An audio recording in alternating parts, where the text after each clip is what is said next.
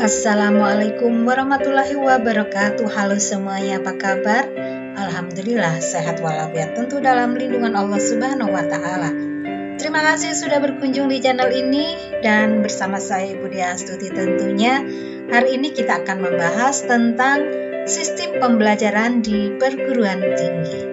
Silakan simak dan tonton sampai selesai video kali ini.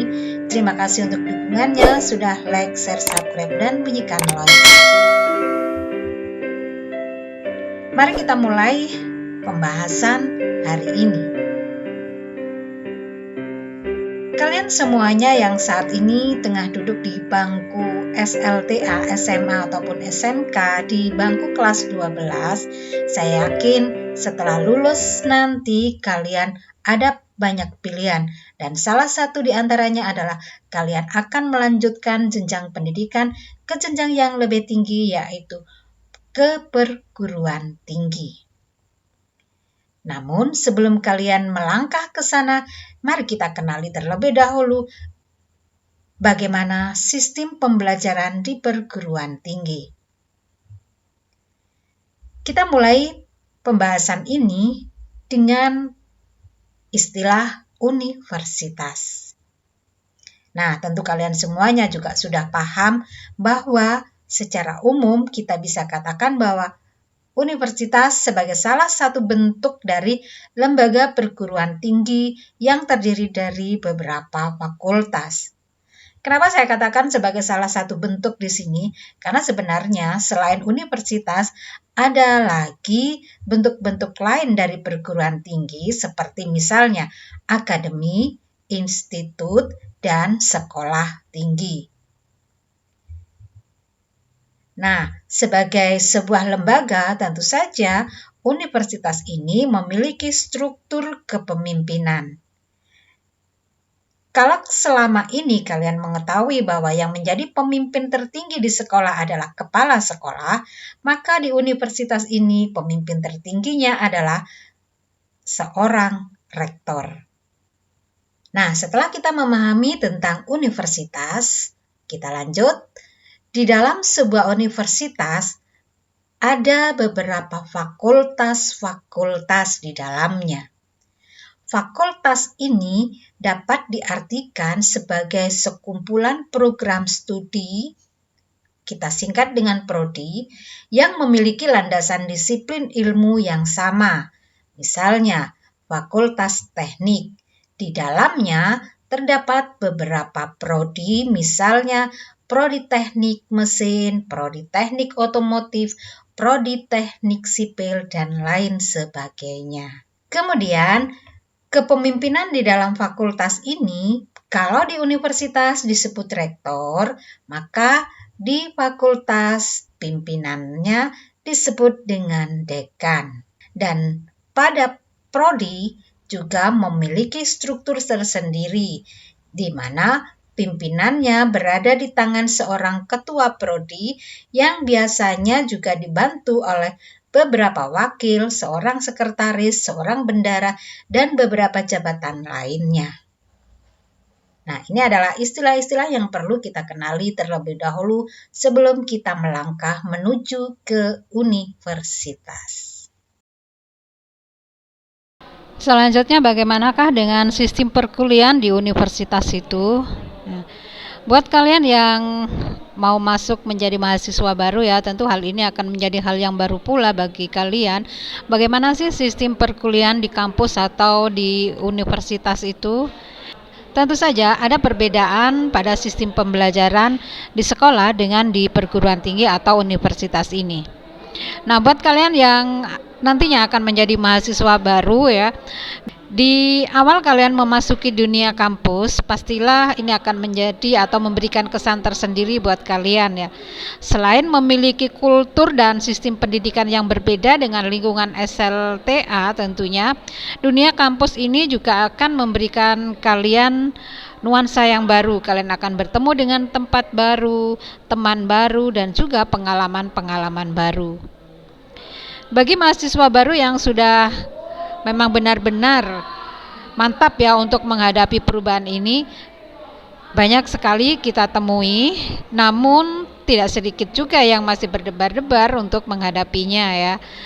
Nah, dari sini kita bisa melihat ada sedikit perbedaan dengan kultur di sekolah ya. Kita akan pahami bahwa perbedaan yang pertama adalah mengenai sistem kredit semester atau SKS.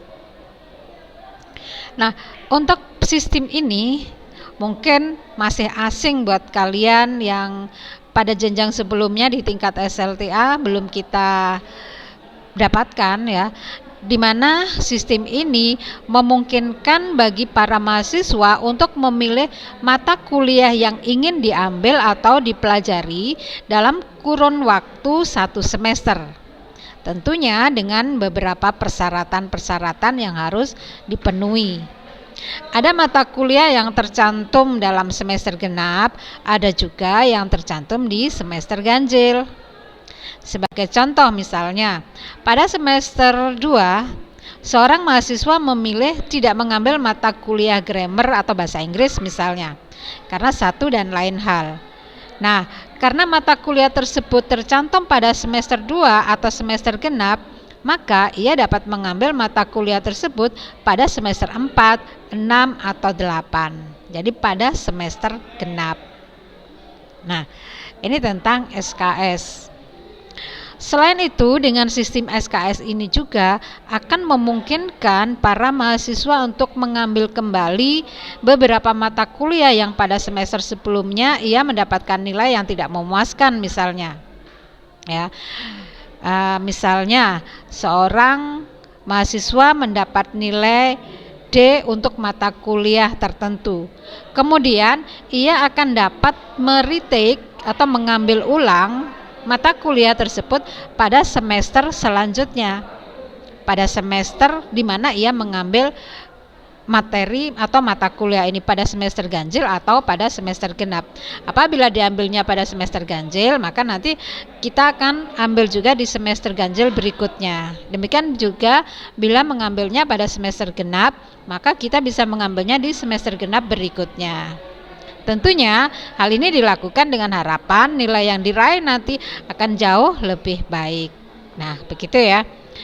Kemudian berikutnya, hal yang sangat membantu mahasiswa, terutama bagi mereka yang juga sedang bekerja atau memiliki kesibukan tertentu.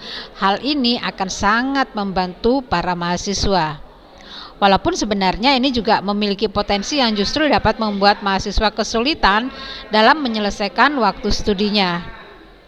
Ada banyak kasus yang menunjukkan bahwa mahasiswa suka menumpuk-numpuk beban mata kuliahnya yang pada akhirnya membuatnya kesulitan pada semester-semester mendatang. Nah, itu tadi tentang SKS. Kemudian bagaimana dengan laporan evaluasi hasil pembelajaran? Ya, sebenarnya walaupun berbeda antara dunia perkuliahan dengan dunia sekolah ya, dunia perkuliahan juga memiliki persamaan dengan kultur dan sistem yang ada di sekolah. Di sini masih ada laporan evaluasi hasil pembelajaran yang bila itu di sekolah disebut dengan rapot, maka di kampus disebut dengan indeks prestasi atau IP. IP sendiri ada 2 jenis, yaitu IP semester dan IPK atau IP kumulatif. Nah, untuk yang pertama ini IP semester atau sering disebut dengan IP saja adalah kumulasi dari nilai hasil belajar mahasiswa dibagi jumlah beban SKS dalam 1 semester.